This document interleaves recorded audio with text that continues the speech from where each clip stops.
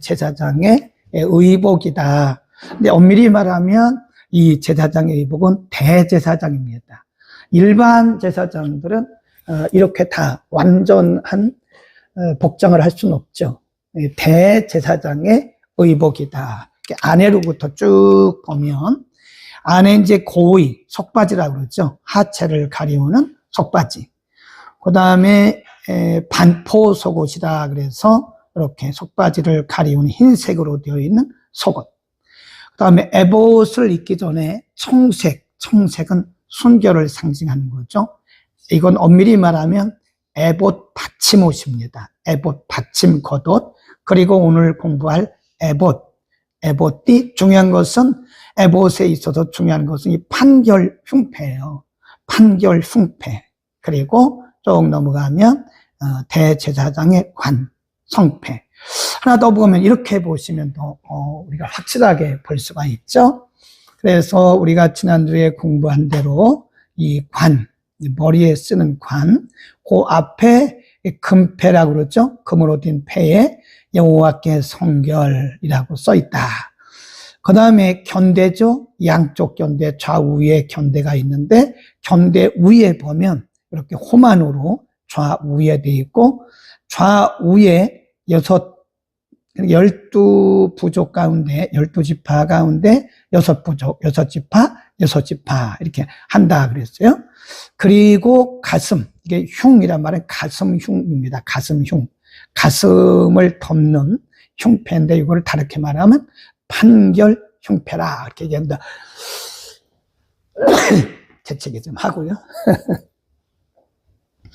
그 다음에 이제 그 에봇을 단단히 동여매는 에봇띠가 있고 금방울, 이것은 그 청색으로 되어 있는 에봇 받침옷에 들려있는 석류 금방울이라고 말씀했거든요.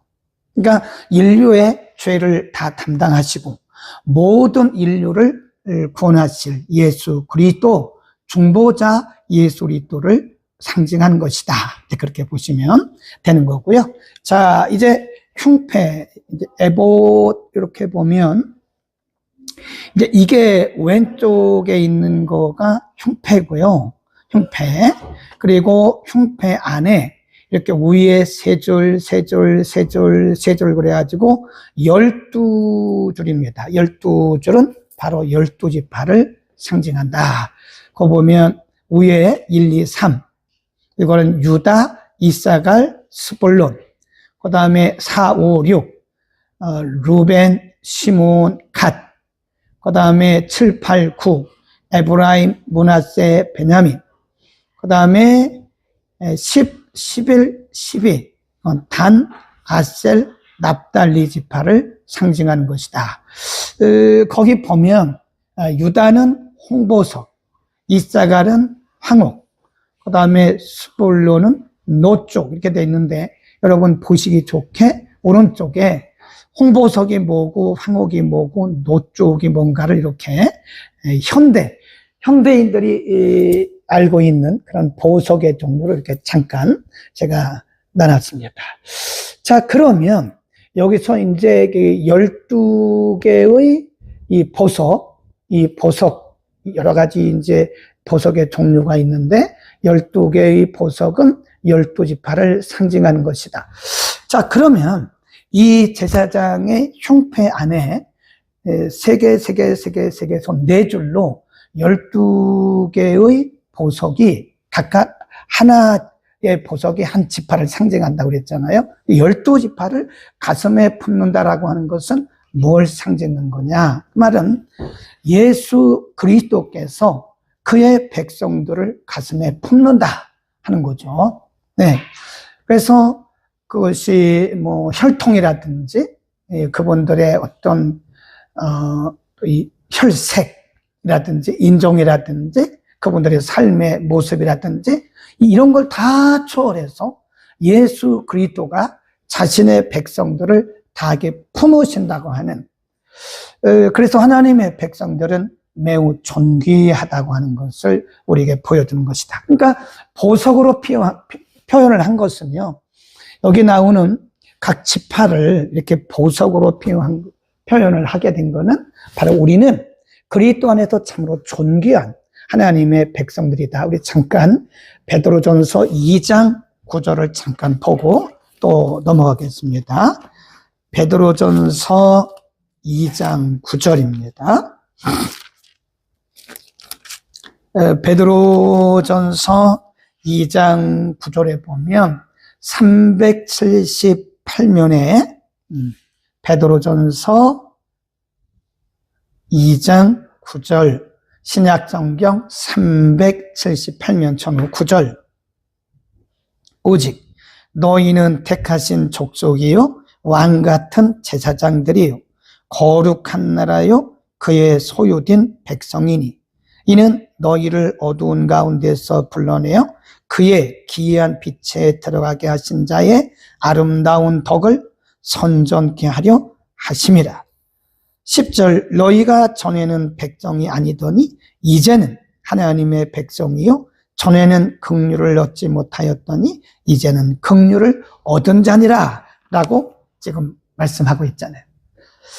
베드로가 성도의 정체, 하나님의 백성들의 가치를 설명한 것처럼 이것은 바로 흉패 안에 있는 12개의 보석은 하나님의 백성인 우리들의 가치, 그리스도 안에서 우리가 얼마나 존귀한 하나님의 자녀인가를 말씀을 하고 있습니다. 그 다음에 이 흉패 안에 뭐가 있냐면 이렇게 우림과 이 툼밈이라는 것이 있어요.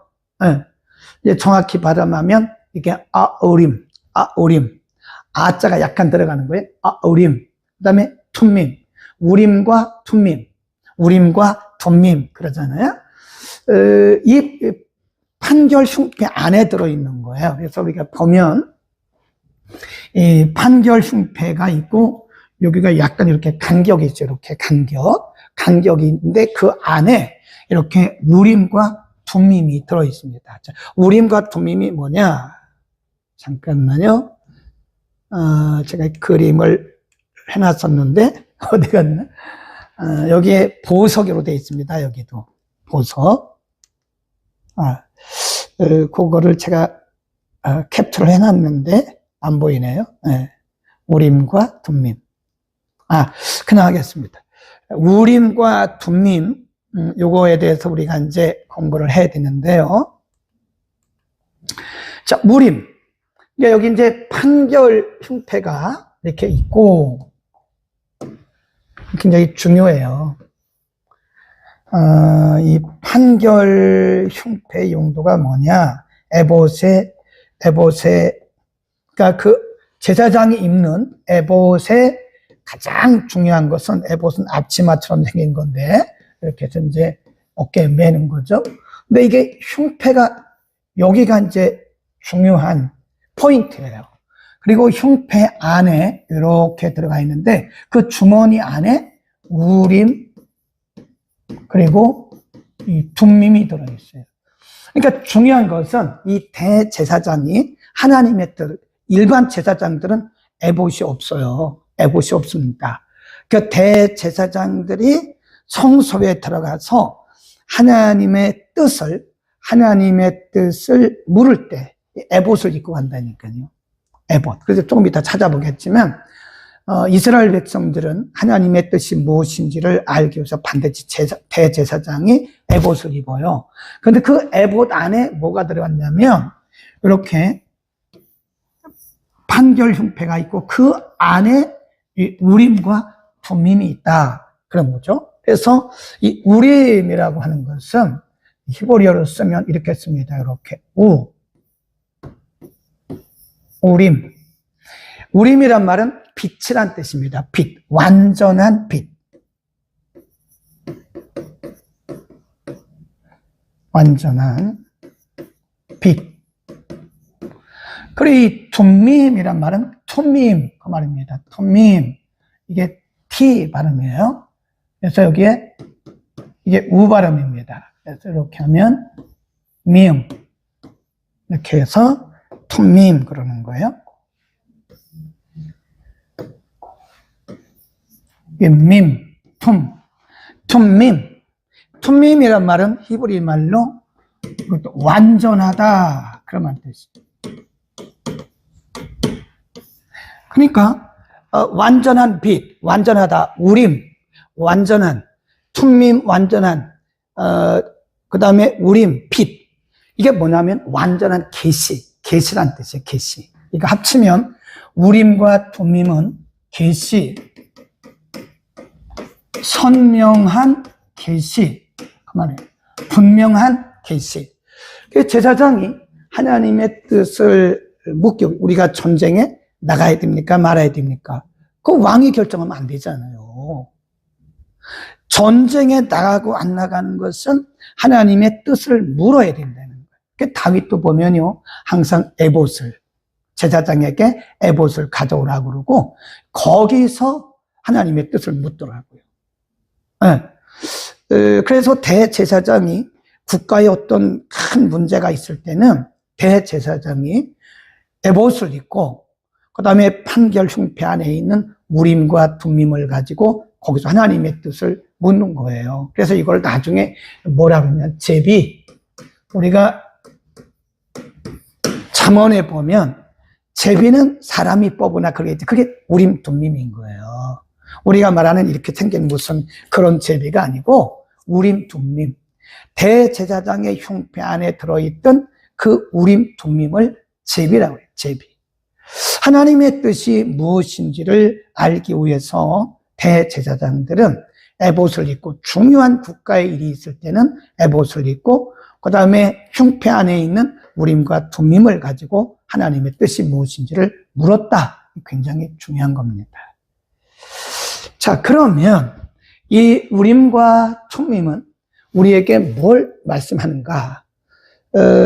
예수 그리스도가 완전한 빛이시고, 답은, 인생의 답은 어디 안에 있어요? 그리스도 안에 있는 겁니다. 인생의 답은 그리스도 안에 있다. 답은 그리스도 안에 있다. 어제 저녁에 우리 허 목사님이 요한복음 5장을 가지고 말씀을 전하면서 굉장히 의미 있는 일을 했습니다. 의미 있는 말씀을 했는데 굉장히 제가 은혜를 받았어요. 어떤 장로님 얘기를 했대요. 장로님 얘기. 네, 저 부산에 있는 그 장로님, 큰 교회 장로님, 수석 장로님이래요. 그리고 이분이 성전 건축 위원장을 했댔잖아요. 그런데 이분이 이제 그 일산에 어디 뭐 교회 부임을 했다나 그랬었잖아요. 근데 그 처음에 교회 가가지고, 사실 처음에 부임한 목사님이 당회에서 그 수석 장로님에게 그 말을 묻기는 쉽지가 않아요. 근데 마음에 감동이 왔대잖아요. 그래서 장로님에게 물었대잖아요. 장로님, 구원받은 확신이 있으세요? 어떻게 보면 매우 당돌하죠. 부임하신 목사님이 감히 어디 그 교회에 오랫동안 있었던 수석 장로님에게 그런 말을 물어봐요. 그런데 그 질문을 하고 싶은 마음이, 생각이 굉장히 강하게, 그건 성령이 하신 거죠. 그래서 장로님, 정말 죄송한데 장로님 구원받은 확신이 있으시죠? 그랬더니 이분이 제가 수석 장로라고요. 자신의 구원받은 확신에 대해서 말하지 않고 자기가 수석 장로란 말을 계속 강조하는 거예요. 내가 이 교회 수석 장로고요. 또 물어봤대잖아요. 장로님, 그게 아니고요. 장로님은 지금 적어도 천국 갈 그런 믿음의 확신이 있어요? 그랬더니, 제가 이 교회 오랫동안 나왔고요. 제가 이 교회 성전 건축 위원장입니다. 위원장이었습니다. 헌금도 많이 했습니다. 근데 이 목사님이 그건 아니다 하는 생각이 들고, 또 세 번째 또 물어봤대요. 또, 장로님, 제가 묻는 것은 수석장로 그게 중요한 게 아니고요. 성전 건축 위원장 한 게 그게 중요한 게 아니고요. 정말 장로님은 구원의 확신이 있고 거듭난 확신이 있으세요? 그랬더니 고개를 딱 떨구더니 옆에 앉아있는 부인 권사님이 눈물을 흘리면서 얘기를 했댔잖아요. 자기가 부인으로 볼 때 우리 남편 장로님이 수석 장로인 것도 맞다. 그리고 성전 건축위원장도 맞아. 그런데 권사인 자기가 볼 때, 아내로서가 아니라 권사인 자기가 볼 때 우리 남편은 구원의 확신이 없습니다. 그랬대잖아요. 사실 그래서 그때로부터 이 장로님은 회개하고 그날로부터 다시 거듭냈대잖아요. 그럼 중요한 거예요. 우리가 목사인 게 중요해요. 목사 때문에 구원받은 게 아니에요. 직분이 중요해요. 직분 빼내야 된다니까요. 우리가 수석장로? 그거 중요한 거 아닙니까? 우리가 무슨 교회 성전 건축하는데 많은 헌금했다? 그거 중요한 게 아니에요. 과연 내 안에 예수가 있는가? 이게 중요한 겁니다. 아멘, 아멘. 정말 중요한 것은 내가 예수 안에 있는가? 예수 그리스도가 내 안에 있는가? 요한복음 5장에서 예수님 말씀하시기를 물과 성령으로 거듭나지 않고는 하나님 나라를 볼 수도 없다. 하나님 나라에 갈 수도 없다 말씀했어요.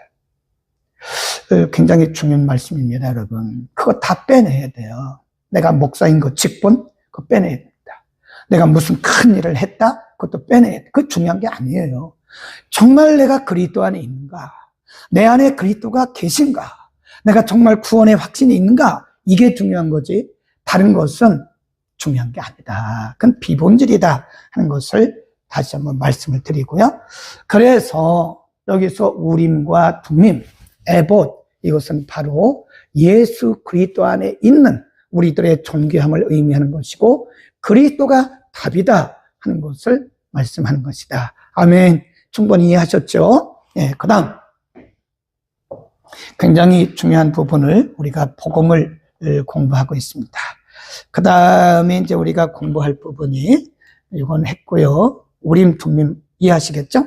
자, 그 다음에 이제 관유에 대해서 공부를 하겠습니다. 관유는 출애굽기 30장입니다. 30장. 관유에 대해서 거룩한 관유. 여기는 출애굽기 30장 22절부터 있습니다. 매우 중요한 말씀이죠. 출애굽기 30장 22절 여호와께서 모세에게 또 일러 가라사대 너는 상등 향품, 이 상등 향품이란 말은 최고로 좋은 그 말이에요. 상등 향품을 취하되 액체 모략 500세겔과 그 반수의 향기로운 육개 250세겔과 향기로운 창포 250세겔과 계피 500세겔을 성소의 세겔대로 하고 감람기름 한 흰을 취하여 25절 줄것입니다.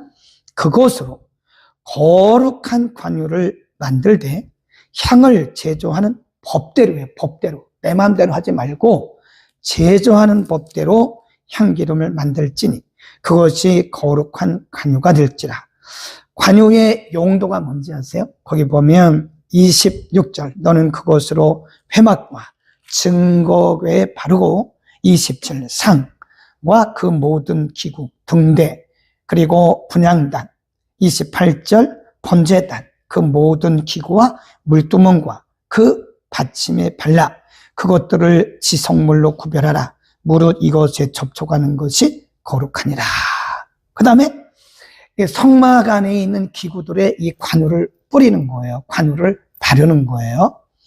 그 다음에 30절 너는 아론과 그 아들들에게 기름을 발라 그들을 거룩하게 하고 그들로 내게 제사장 직분을 행하게 하고 이스라엘 자손에게 고하여 이르기를 이것은 너희 대대로 내게 거룩한 관유니 사람의 몸에 붙지 말고 이 방법대로 이와 같은 것을 만들지 말라. 이는 거룩하니 너희는 거룩히 여기라.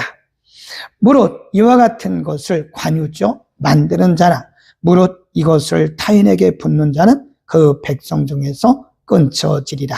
34절 이하에 가보면 관유를 만드는 방법, 재료를 가르쳐 주셨어요. 네, 관유 아무거나 만들지 마라. 재료는 이것으로 하고 이렇게 만들어라. 그랬어요. 근데 이 관유를 어디다 쓰느냐? 첫째는 성막의 기구들, 기구들에게 관유를 다 발라서 거룩하게 하라는 거죠. 다음 두 번째는 아론의 자손들이니까 대제사장 또는 제사장들에게 하라. 이걸 일반인에게 뿌리면 안 됩니다. 그 오용하는 거예요. 관유.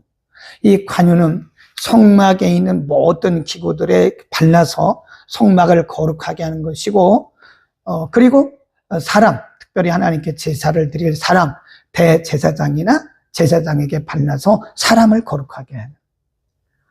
그러니까 이 관유의 목적이 뭐죠? 구분. 이 거룩이란 말은요, 이 거룩이란 말은 거룩하다 할 때 거룩은 원래 분리되었다 그런 뜻이 분리. 예. 분리했던, 예. 분리된 것을 거룩이라고 말하는 거예요. 그러니까 성막에 여러 가지 기구들이 있는데 그 기구들에게 다 기름을 바르라는 거예요. 그리고 거룩한 사역을 하는 사람들에게는 다 이 기름을 바르라는 거죠. 그래야 거룩하다 하는 겁니다.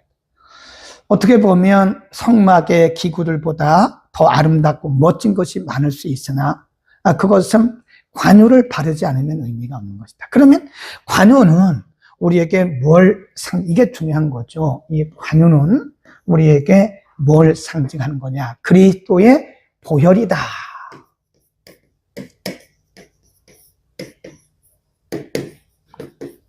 나중에 이것은 성령의 임재로 또 설명을 하기도 했습니다. 그래서 우리가 거룩한 것은 그리스도의 보혈로 씻었기 때문에 그리스도의 보혈이 우리 안에 흐르고 있기 때문에 우리가 거룩합니다. 그렇죠? 우리가 무슨 거룩합니까? 도덕적, 윤리적으로 거룩해질 수가 없어요. 괜히 거룩한 척하지 마세요. 그리스도의 보혈이 갈보리 십자가를 통해서 흘리신 그리스도의 보혈이 우리 가운데 흐르고 있기 때문에 우리가 거룩한 거예요. 반대로 말하면 우리가 인간적으로 죄와 허물로 죽었지만 그리스도의 보혈이 우리 가운데 흐르면 우리는 거룩한 성도입니다. 근데 마귀는 우리를 뭐 한다고 그랬어요? 정죄합니다. 뭘 가지고 정죄하죠? 윤리, 도덕. 속으면 안 됩니다. 마귀에게 속으면 안 돼요. 마귀는 우리를 길을 죽이려고 자꾸 우리를 윤리와 도덕적 기준을 가지고 우리를 정죄합니다. 네가 무슨 목사의 자격이 있어? 네가 무슨 장로의 자격이 있어? 네가 무슨 권사의 자격이 있어? 너 이런 죄를 졌잖아. 그런데 이것은 마귀가 우리를 정죄하는 정죄의 말이에요. 그러나 우리가 성경에 보면 그리스도 예수의 보혈로, 그렇죠? 예수의 보혈로 우리를 씻으셨다. 정결케 되었다. 이게 정결케 하는 물, 그게 바로 그리스도의 보혈입니다. 우리는 윤리도덕적으로 우리는 구원받을 사람이 아무도 없고 윤리도덕적으로는 우리가 의롭다함을 받을 사람이 로마서 3장에 보면 모든 사람이 다 죄를 범하였음에 하나님의 영광에 이르지 못하더니 하나님이 그리스도 예수 안에서 주신 그 은혜로 말미암아 우리를 정결케 했다. 로마서 8장에 보면 거기 칭의, 거룩하게 하셨다. 칭의, 이거를 justification 그래요. 이거는 뭐냐면 무죄. 로마서 8장 1절에 보면 우리에겐 결코 정죄함이 없다. 그리고 31절부터 쭉 가보면 아무도 우리를 정죄할 수 없다. 네, 우리를 의롭다 하시는 이는 하나님이시니 누가 우리를 정죄하겠나. 바로 그거를 의미하는 거예요. 그거를 관유, 예수 그리스도의 보혈. 여러분이 성전이 왜 거룩하죠? 왜 이 성전이라고 말을 하죠? 홀리 템플. 왜 성전이라고 그러죠? 그리스도의 보혈로 정결케 된 곳이 성전이에요. 네. 그러니까 이 성전의 모양이 어떻든 그건 중요한 게 아니에요. 성전이 크든 작든 그건 중요한 게 아니에요. 한 명이 모여도 중요한 거고 거룩한 성전인 거예요. 가정에서 예배를 드려도 여러분 그 교회를 겉모양을 보고 우리가 평가하면 안 됩니다. 그곳이 바로 그리스도의 보혈이 흐르고 있는 거룩한 성전이다. 아멘. 우리는 성전을, 교회를 소중히 여겨야 됩니다. 이 보혈 중요하다. 관유는 보혈을 상징한다. 다시 한번 가죠. 네. 그 다음, 이 관유에 대해서 이제 우리가 요한 1서 2장에 가보면요. 한 번 딱 기름 부음, 성령의 거룩한 기름 부음이라는 말씀이 나와요. 한번 보겠습니다. 요한 1서 2장으로 갑니다. 요한 1서 2장을 우리 잠깐 펴보겠습니다. 요한 1서 2장 20절. 요한 1서 2장 20절입니다. 2장 20절 이하 쭉 봅니다. 요한 1서 2장 20절. 너희는 거룩하신 자에게서 기름 부음을 받고 모든 것을 아느니라 그랬어요. 27절. 요한 1서 2장 27. 너희는 주께 받은 바 기름 부음이 너희 안에 거하느니 아무도 너희를 가르칠 필요가 없고 오직 그의 기름 부음이 모든 것을 너희에게 가르치며 또 참되고 거짓이 없으니 너희를 가르치신 그대로 주 안에 거하라 했어요.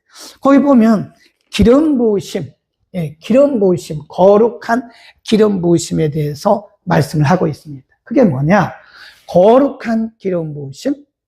자, 이게 거룩한 기름 부으심. 이거를 우리가 이제 보통 어노인팅이라고 그래요. 어노인팅.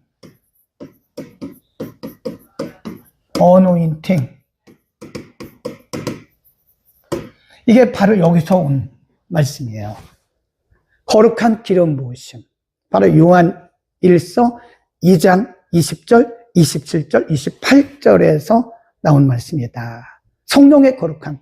이거를 다르게 말하면 성령의 기름 부으심. 그래요. 이제 이해하시겠죠?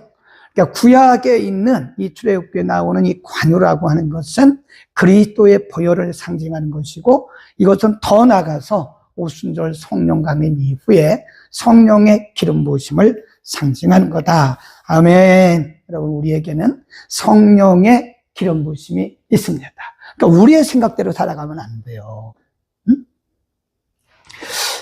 제일 위험한 신앙이 뭐냐면 내 생각대로 하는 거, 내 뜻대로, 내 경험대로, 내 지식대로, 내 계획대로 살아가는 것이 굉장히 위험한 신앙이에요. 그게.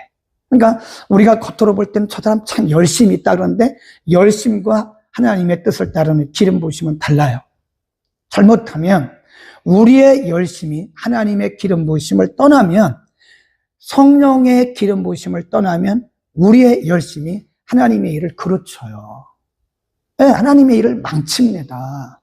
어떤 분이 그런 얘기를 하더라고요. 우리가 가만히만 있어도 된다고. 가만히만 있어도 하나님이 일하신다고. 그런데 우리가 나서서 막 앞서가면 하나님의 일을 망치는 방해꾼이 되는 거다. 그래서 우리가 신앙이 성숙하면 성숙할수록요, 사람이 이렇게 다소곳해지더라고요. 말이 없어요. 진짜입니다. 성숙해지면 성숙해질수록 다소곳해지고 겸손해지고 말이 없어요. 그러나 우리가 성숙하지 못했을 때는 내 생각, 내 뜻, 내 경험, 내 방법을 가지고 뭔가를 하려고 하는 그런 열심이 있다. 그러니까 열심이 곧 성숙은 아니다 하는 것을 꼭 기억을 하셔야 되고요. 자, 그 문제에 대해서 조금 이따가 우림과 둠림을 또 공부할 때 말씀을 드리겠습니다. 자, 그랬고요. 그 다음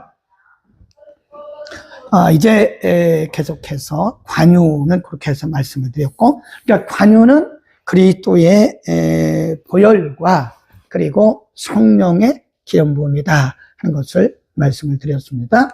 자, 그 다음에 이제 굉장히 중요한 건데요. 성막 공사와 준비된 사람들. 자, 얼른 우리 출애굽기로 갑니다. 출애굽기 31장으로 갑니다. 31장. 31장을 먼저 보시고요. 출애굽기 31장을 보시면 하나님께서 모세에게 여러 가지 성막에 대한 오늘날로 말하면 설계도를 알려주셨다고. 식양이란 말인 설계도거든요. 그 설계도대로 누가 이것을 만들 거냐. 하나님이 모세를 통해서 설계도도 주셨고 재료도 다 주셨습니다. 알려주셨어요. 누가 만들 거냐? 사람이 필요하잖아요. 31장. 여호와께서 모세에게 일러 가라사대 내가 유다 지파 훌의 손자요 우리의 아들인 부사레를 지명하여 부르고 하나님의 신을 그에게 충만하게, 하나님의 지혜를 충만하게 하여 지혜와 총명과 지식과 여러 가지 재주로 공교한 일을 연구하여 금과 은과 노수로 만들게 하고 보석을 깎아 물리며 나무를 새겨서 여러 가지 일을 하게 하고 또 6절 내가 또 단지파 아히사막의 아들 오홀리압을 세워 그와 함께 하며 무릇 지혜로운 마음이 있는 자에게 내가 지혜를 주어 그들로 내가 내게 명한 것을 다 만들게 할지라. 하나님이 모세에게 하신 말, 걱정하지 마라. 너 걱정하지 마. 성막을 만든다는 것이 굉장히 어렵고 그 당시로서는 힘듭니다. 그 다음에 35장으로 갑니다. 근데 하나님께서 사람을 부사렐, 오홀리압 그리고 지혜로운 사람들을 준비하셨어요. 그리고 35장으로 갑니다. 35장 10절 무릇 너희 중 마음이 지혜로운 자는 와서 여호와의 명하신 것을 다 만들지니. 20절 35장 20절 이스라엘 자손의 온 회중이 모세 앞에서 물러갔더니 무릇 마음이 감동된 자와 무릇 차원하는 자가 와서 성막을 짓기 위하여 그 속에서 쓸 모든 것을 위하여 거룩한 옷을 위하여 예물을 가져 여호와께 드렸으니 곧 마음에 원하는 남녀가 와서 쭉 말씀합니다. 25절 마음이 슬기로운 모든 여인. 26절 마음의 감동을 받아 슬기로운 모든 여인.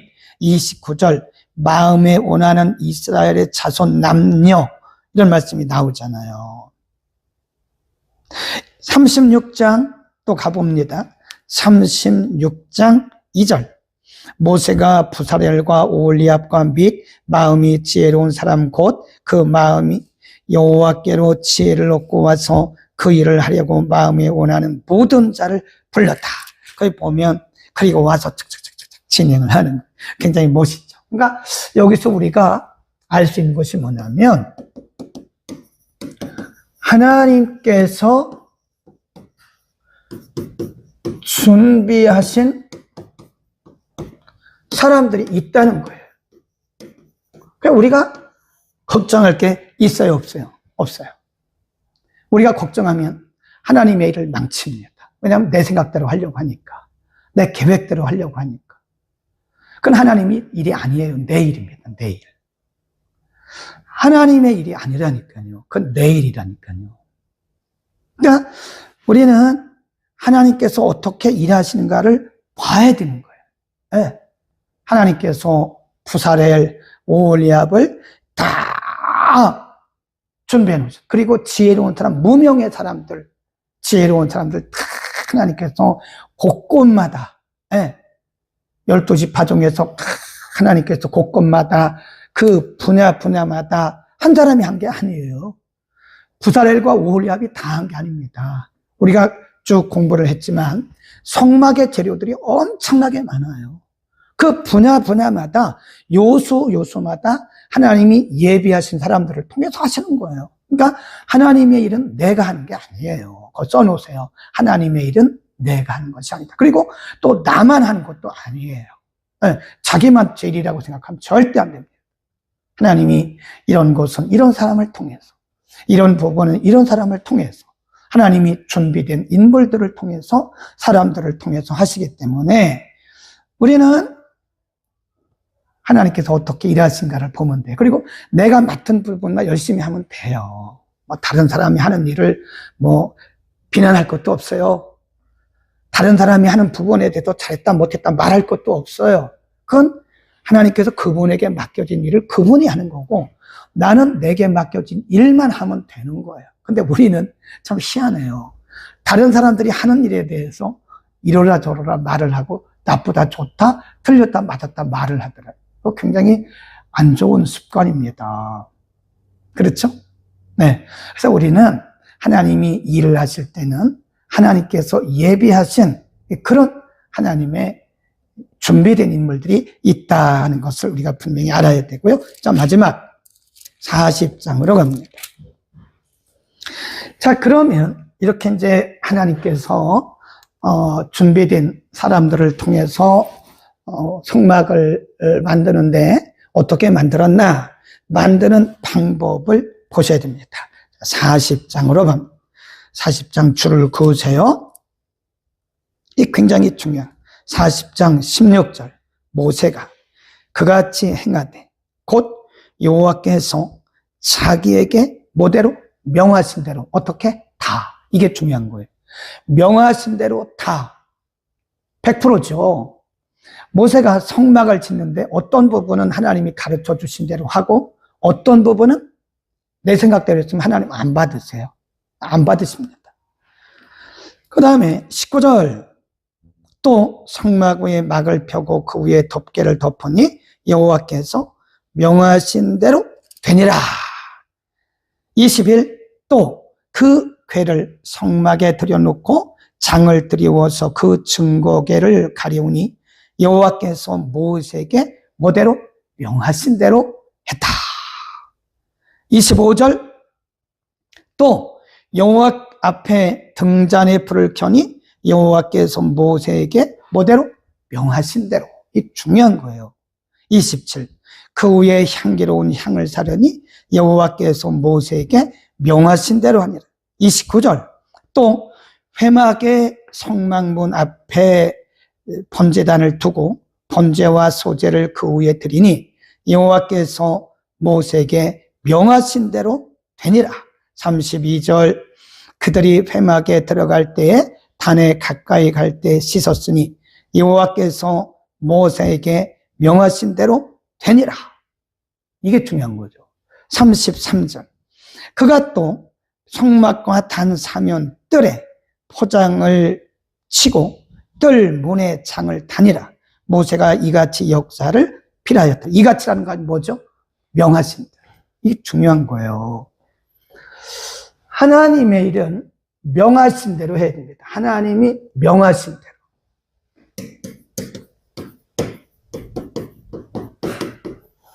다 행하였더라.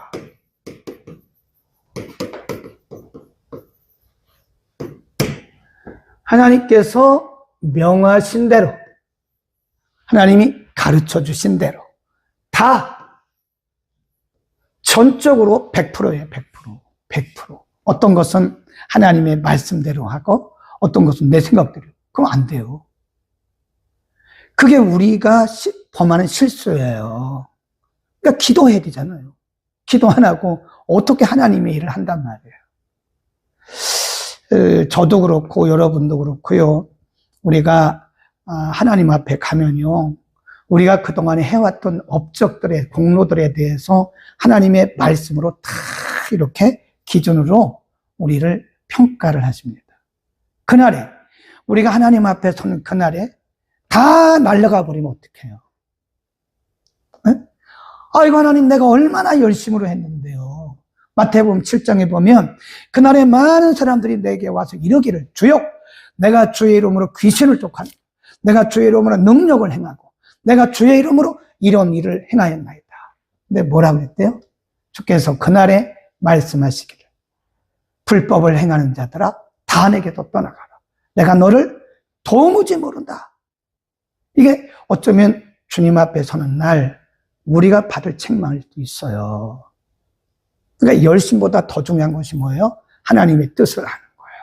아멘, 아멘. 여러분, 열심이 중요한 게 아니에요. 어쩌면 우리의 열심이 하나님의 일을 방해할 수 있어요. 기도해야 돼요. 기도하지 않고 하나님의 뜻을 따르지 않고 하는 열심은 그건 내 열심이지 하나님의 일이 아닙니다. 우리는 항상 겸손하게 하나님 앞에 뜻을 구해야 돼요. 네, 그래서 우림과 둠밈이 필요한 거예요. 잠깐 우리가 둠밈과 우림에 대해서 잠깐 우리가 건너뛴 부분이 있는데요. 사사시대에 보면요. 그때 에봇이 있었어요. 다윗도 하나님의 뜻을 물어볼 때 꼭 제사장들에게 에봇을 가져오라고 그랬어요. 그래서 우림과 둠밈을 통해서 하나님의 뜻을 알았다고요. 근데 이것이 점점 가면서 이것이 뭐가 됐냐면 미신화됐어요. 미신화. 네, 에봇과 둠밈이 에봇 안에 있는 우림과 이 둠밈, 이것이 사사시대 와가지고는요, 사사시대 와가지고 이것이 하나의 미신. 우리가 보면 이 점 보는 사람들이 뭐 딸랑딸랑 하잖아요. 딸랑 하고 뭐 던지기도 하고 이렇게 뭐 주머니 넣어가지고 하잖아요. 그런 식으로 이게 미신화 됐어요. 사사시대에. 왜 그럴까요? 말씀을 떠났기 때문에 그런 거예요. 하나님의 말씀을 떠나면 우리의 모습이 잘못하면요, 샤머니즘이 됩니다. 미신이 돼요. 마치 무당들이 하는 것처럼 비슷하게 합니다. 한번 잠깐 보자고요. 우리 사사기로 갑니다. 사무엘상으로 갑시다. 사무엘상 23장으로 갑시다. 사사기 시대도 있습니다. 17장에 보면 사무엘상을 먼저 보고 갑니다. 사무엘상 23장 6절부터 봅니다. 다윗이 하나님의 뜻을 알기 위해서 그때 에봇, 우림과 둠밈을 사용한 흔적을 볼 수 있고요. 자, 사무엘상 23장 6절, 아히멜렉의 아들 아비아달이 그 일라 다윗에게로 도망할 때 손에 뭘 가지고 왔대요? 에봇을 가지고 내려왔더라. 다윗이 그 일라에서 온 것을 혹이 사울에게 고하매 사울이 가로되 하나님이 그를 내 손에 붙이셨도다. 그가 문과 문빗장이 있는 성에 들어갔으니 갇혔도다. 9절, 다윗이 사울의 계교를 해하려 하는 계교를 알고 제사장 아비아달에게 이르되 에봇을 이리로 가져오시오. 그렇게 말을 해요. 다윗이 가로되 이스라엘 하나님 여호와여, 사울이 나의 연고로 이 성을 말하려고 그 일라로 내려오기를 꾀한 다음을 주의 종이 분명히 들었나이다. 그 일라 사람들이 나를 그의 손에 붙이겠나이까? 주의 종의 들은 대로 사울이 내려오겠나이까? 이스라엘 하나님 여호와여, 원컨대 주의 종에게 일러 주옵소서. 여호와께서 가라사대 그가 내려오리라. 뭘 통해서 알려준 것이요? 에봇 안에 있는 우림과 둠밈. 자, 그리고 이때까지는 그래도 다윗이 말씀에 있었으니까요. 근데 바로 그 전 시대, 사사시대 한번 봅니다.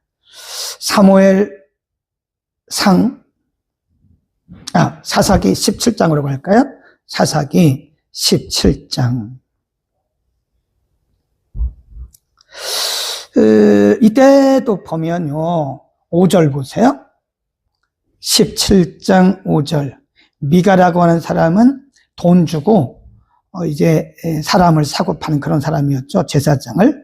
이 사람 미가에게 신당이 있으므로 또 에봇과 드라빔을 만들고 한 아들을 세워 제사장을 삼았더라. 그때는 이스라엘에 왕이 없으로 사람마다 왕이 없으므로 자기 소견대로 행하였더라. 이 사사시대에 이 에봇, 우림과 둠밈이 뭐로 사용됐어요? 우상 숭배의 도구로 전락해버렸어요. 다윗 시대는 그래도 그나마 하나님의 말씀이 살아있기 때문에 다윗이 우림과 둠밈을 통해서 하나님의 뜻을 알았는데 바로 이전 사사시대는요, 말씀이 없었기 때문에 이것이 하나의 뭐가 된 거예요? 우상 숭배의 도구가 됐다. 미신화된 거예요. 미신화. 여러분 잘 생각해야 됩니다. 우리도 잘못하면요, 이렇게 사사시대처럼, 사사시대 사람들처럼 하나님의 말씀을 기준으로 하지 않고 우리가 성령께 묻지 않고 기도하지 않고 하면요, 우리가 미신 믿는 것과 똑같아요. 가끔 안타까운 때가절입니다. 봉헌하는 모습이 40장 38절부터 있어요. 이 굉장히 중요합니다. 그 후에, 말해 봉헌이죠. 봉헌한 후에 40장 34절, 그 후에 구름이 회막에 덮이고 여호와의 영광이 성막에 충만하며 모세가 회막에 들어갈 수 없었으니 이는 구름이 회막 위에 덮이고 여호와의 영광이 성막에 충만함이었다. 37, 구름이 떠오르지 않을 때는 떠오르는 날까지 발행하지 아니하였으며 38, 낮에는 여호와의 구름이, 거기 줄봅시다. 여호와의 구름이 성막 위에 있고 밤에는 불이 그 구름 가운데 있음을 이스라엘 자손이 온 족속이 그 모든 행하는 길에서 친히 보았다. 구름, 내가 지금 구름을 말씀드리려고 하는 거예요. 구름. 예, 구름. 위에 지금 이제 누가 그림을 그려놨어요. 구름. 예, 성막 위에 구름, 불. 예. 이 성막을 봉헌할 때 하나님의 구름이 위에서부터 자욱하게 꼈어요. 그걸 뭐라 그랬어요? 거기 보니까 하나님의 영광, 하나님의 영광 그랬습니다. 하나님의 영광이, 야훼의 영광이 성막에 충만했다. 그 말은 하나님께서 이 성막을 받으셨다라고 하는 거예요. 그래서 이 구름이라고 하는 것은 하나님의 임재, 하나님의, 이건 이제 참고로 하기 위해서 제가 히브리 말을 써드리는 거예요.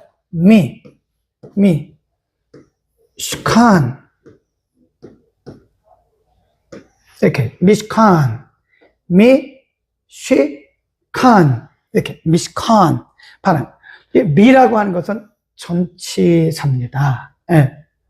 그래서 이거를 시칸, 그러면 샤칸이라고 발음을 해요. 샤칸. 샤칸. 이 샤칸이란 말이 뭐냐면 임재, 거룩, 장소 그런 뜻입니다. 임재, 거룩, 장소를 샤칸 또는 미시칸. 미시칸이란 말은 거주, 임재 그런 뜻입니다. 그러니까 하나님의 임재, 그게 성막이에요. 성막이 미시칸이라는 뜻인데 그게 하나님이 임재하시는 곳 그런 뜻입니다. 이 샤칸, 임재, 거주. 그래. 그 성막이란 말은 그래서 하나님이 임재하시는 곳 그런 뜻이에요. 성막은 오늘날로 말하면 또 교회라고도 말할 수 있잖아요. 교회가 뭐냐? 건물이 중요한 게 아니에요. 교회는 하나님이 임재하시는 곳입니다. 아멘. 교회는 미시칸이, 샤칸입니다. 샤칸. 그래서 하나님의 임재가 있는 곳이다. 그래서 이제 우리가 이거를 뭐라 그러냐면 영어로 쉐키나 그래요. 쉐키나. 쉐키나. 예. 임재. 우리가 여러분 쉐키나 그런 얘기 많이 하잖아요. 이 쉐키나, 하나님의 거룩한 영광의 임재, 그거를